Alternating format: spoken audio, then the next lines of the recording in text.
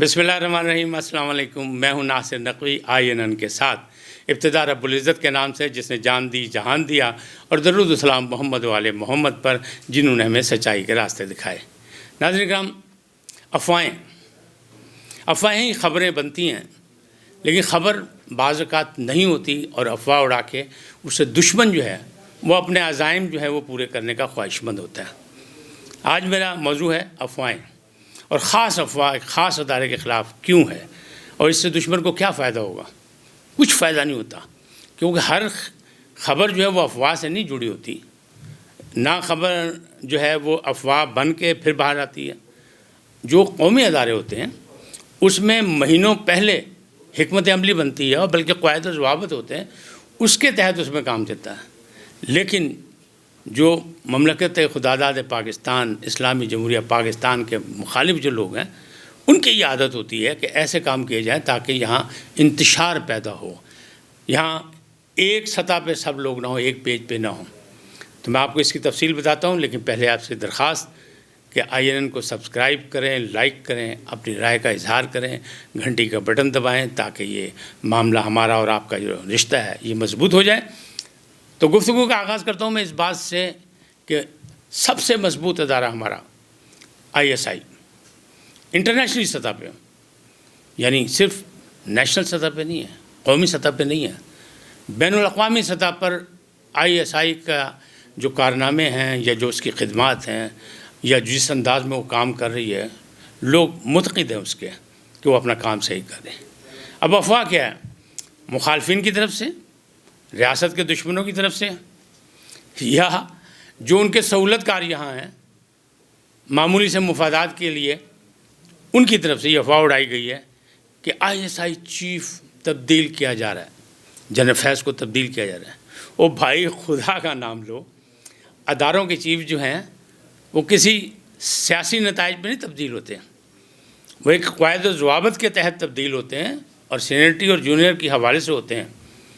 اور اگر مطلب فیض صاحب کو، جنرل فیض کو یہاں سے تبدیل بھی کیا جا رہا ہے، تو کسی دشمن کو یہ غلط فہمی نہیں ہونی چاہیے کہ اس کی جگہ جو دوسرا آئے گا وہ اپنے پیشرو سے کمتر ہوگا، کبھی بھی نہیں ہوگا۔ جنرل ندیم کا نام لیا جا رہا ہے، اور ایک اور نام بھی ہے جن کی صلاحیتوں سب واقف ہیں، جو آصف غفور صاحب ہیں، ان کا نام بھی لیا جا رہا ہے۔ اچھا ہے، تبدیل ہو رہا ہے، کسی کو کیا پریشانی ہے؟ ادارے کے اندرونی معاملات ہیں، ہماری اپنی قومی پالیسی ہے، ہماری آرمی کا اپنا ثوابدید ہے، اور اپنے حساب سے اپنے قواعد و ضوابط کے مطابق۔ تو جنرل فیض سے کیوں گھبرا گئے ہیں؟ جنرل فیض سے اس لیے گھبرا گئے ہیں یہ لوگ، خاص طور پر ہمارا دشمن، کہ جنرل فیض نے ابھی تھوڑے دن پہلے افغانستان کا دورہ کیا، لہٰذا بھارت نے دنیا بھر میں یہ افواہیں اڑانی شروع کر دی کہ جو کچھ وہاں ہو رہا ہے عبوری حکومت کر رہی ہے، جو باقی جو سامان بچا تھا امریکہ کی جانب سے جو چھوڑ کے وہ بھاگے، طیارے، ہیلی کاپٹر، وہ سب ISI کے جوان اڑا رہے ہیں، مقامی لوگ نہیں ہیں۔ لہٰذا یہ افواہیں اڑا کے ہمیں نقصان پہنچانے کی کوشش کی گئی کہ پاکستان کو کسی طریقے سے کمتر ثابت کیا جائے، نقصان پہنچایا جائے، پاکستان کو ایک عرصے سے کوشش کریں کہ دہشت گرد ثابت کر دیا جائے۔ پاکستان کی افواج نے، پاکستان کے عوام نے، پاکستان کی حکومتوں نے، سب نے مل کے دہشت گردی کا خاتمہ کیا، اور الحمدللہ پاکستان کی سرزمین امن پسندوں کی سرزمین ہے، اور ہم نے کبھی بھی کسی کا مقابلہ نہیں کیا۔ جنرل ندیم کون ہے؟ جنرل ندیم کو اگر ماضی میں دیکھیں تو ان کی خدمات بھی بہت ہیں، انہوں نے دہشت گردی کے خلاف بہت کارنامے انجام دیے، اور ایک تربیت یافتہ باصلاحیت ایک جنرل ہے۔ اچھا، جنرل فیض صاحب کہاں جا رہے ہیں؟ اس خبر کے مطابق، جو کہ غلط ہے، اس خبر کے مطابق یہ ہے کہ ان کو کور کمانڈر پشاور بنایا جا رہا ہے۔ بھائی، ایک اندرونی معاملہ ادارے کا، ایک سسٹم ہے، کور کمانڈر بنتے ہیں، اور کور کمانڈر کون سا کوئی چھوٹا ہوتا ہے، کور کمانڈر بڑی بلا ہوتا ہے۔ اگر ان کو وہاں بھیجا جا رہا ہے تو آصف غفور نہیں کہتے کور کمانڈر بن گیا، پھر کیا ہوا؟ ISI کو کوئی فرق پڑ گیا؟ او بھائی، دشمنوں کے لیے یہی کافی ہے، کہ ISI ایک مضبوط ادارہ ہے، ایک مستحکم ادارہ ہے، اور استحکام پاکستان کے لیے کام اپنا کر رہا ہے، اور خفیہ ادارے جو ہوتے ہیں وہ ساری دنیا میں ہیں۔ کیا پینٹاگون نہیں کر رہا؟ کیا CIA نہیں کر رہا؟ کام نہیں کر رہا اپنی ریاستوں کے لیے؟ کیا بھارت کی راج جو ہے وہ نہیں کر رہی؟ اسی طرح آپ رشیا میں دیکھیں، چین میں دیکھیں، یہ سارے ادارے کرتے کس کے لیے؟ مملکت کے استحکام کے لیے، مملکت کے دشمنوں کے خلاف کارروائی کرتے ہیں۔ آنکھیں اور کان کھلے رکھنے کا مقصد یہی ہے کہ یہ ادارے اپنا کام کرتے رہیں۔ اچھا، آصف غفور جو ہیں، ان کی صلاحیتوں سے سب واقف ہیں۔ بھائی ڈر کائے کا، گھبراہٹ کائے کی ہے؟